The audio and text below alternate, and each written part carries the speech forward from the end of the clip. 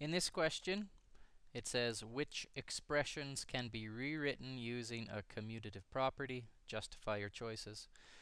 Well, adding and multiplying are the two commutative property operations. So it's only adding and multiplying, and I'll prove it to you. 8 plus 34 is equal to, if we do the math in our head, we will get ourselves 42. All right.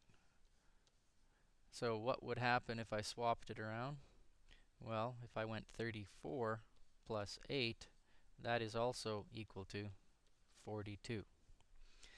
Okay, so that one works. So this is a yes. 18 minus 5. Well, 18 minus 5 is 13. But that does not equal 5 minus 18.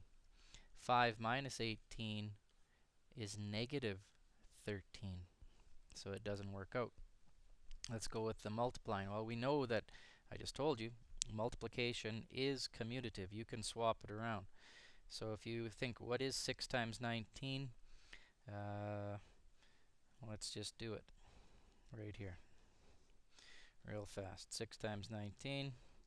6 times 9 is 54. Carry the 5. 6 times 1 is 6. And then you add the 5. So 6 plus 5 is 11. It's 114.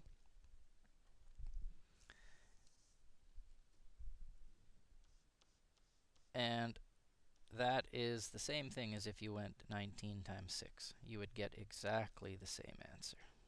So this is a yes. Dividing. Well, that's definitely not commutative. You can't swap these numbers around. So to prove it, let's just think about this. This is 45 divided by 9. So 45 goes in there, the 9 goes there. That, if you know your times table, 9 times 5 is 45. So if you try the opposite way and you go 45 into 9, it's a totally different question. 9 is much smaller than 45.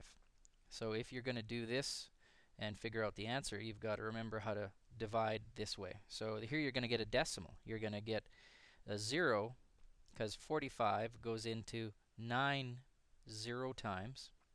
Remember where the natural decimal is. The natural decimal is right there on the 9. Bring it up into your answer.